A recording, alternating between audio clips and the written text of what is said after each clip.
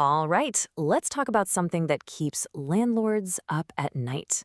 We're going to break down one of the most high-stakes parts of the job, how to raise your rents without landing yourself in a lawsuit. There's this unspoken truth in the world of real estate that nobody really tells you about, but it's true. The very second you sign that deed and get your first tenant, Boom.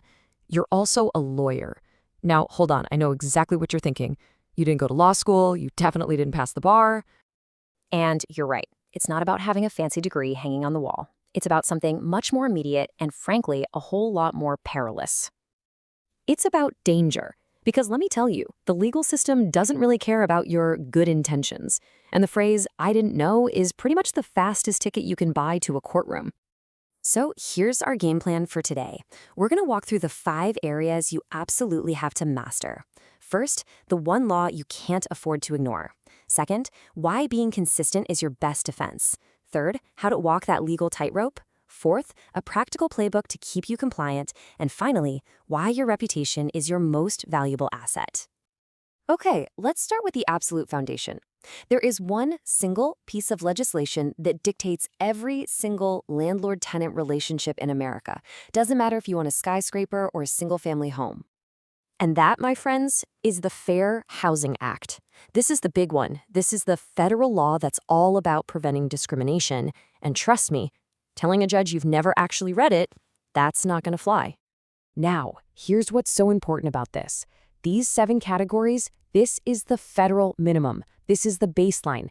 The key thing to remember is that your state or even your city can, and they almost always do, add more protected classes to this list. Things like source of income or age. You have to know your local rules. And this just nails the modern risk perfectly.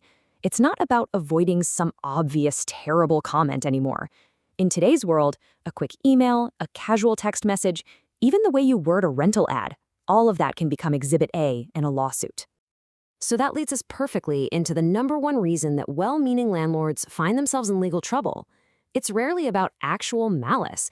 It's almost always about something far more subtle. I mean, just look at this list. These feel like everyday situations, don't they? You're trying to be a decent person, so you waive a late fee for a tenant who's struggling. Or you're just making small talk during a showing and ask a seemingly innocent question about kids. But here's the trap. Every single one of these is a potential fair housing violation if you aren't consistent. The minute you make an exception for one person, you've set a precedent that can be used against you by the next.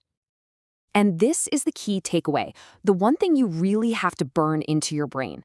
The law isn't judging your character. It doesn't care if you think you're being a fair person. It is an objective system that cares about one thing and one thing only. Did you apply the exact same rules in the exact same way to every single person?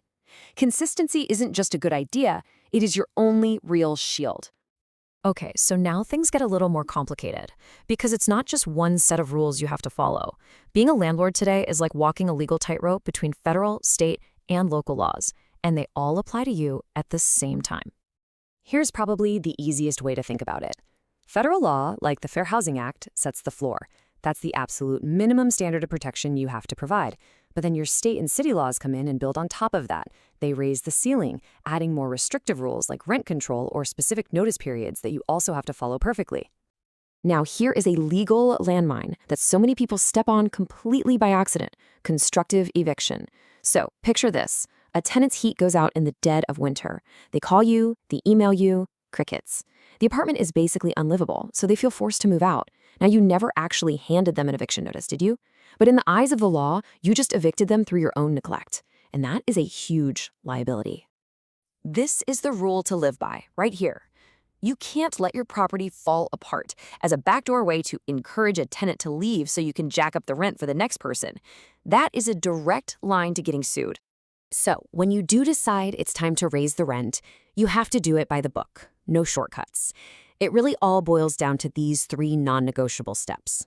You have to give the proper notice period your state requires. You have to deliver it in writing, no text messages. And you have to apply it equally to all similar tenants. You mess up just one of these, and the entire rent increase can get tossed out in court. Okay, enough about the problems. Let's shift gears and talk about the solution. How do you protect yourself? especially if you're even thinking about selling your property down the line. You need a playbook. Long before you even think about listing your property, you need to do your own internal audit, a fair housing tune-up, if you will. I'm talking go through every lease, standardize all your rules, train your staff on what they can and can't say, and document everything. I mean, everything. And you know what? Creating a simple compliance binder for a potential buyer, that's not just smart. It builds incredible trust and can seriously increase the value of your asset. And this is exactly why it's so critical. During the due diligence phase, you better believe a savvy buyer and their lender are going to be digging for these kinds of compliance issues. If they find a bunch of problems you haven't dealt with, that's the fastest way I know to kill a deal and get a bad reputation in the market. Which brings us to our final and maybe most important point. The financial hit from a lawsuit is one thing, but there's another cost that is permanent. This really says it all. You can fix a spreadsheet. You can survive a few months of empty units. But once a fair housing complaint gets filed against you, it becomes public record. It's out there forever. Banks see it, brokers see it, future buyers see it. It is a permanent scar on your professional reputation.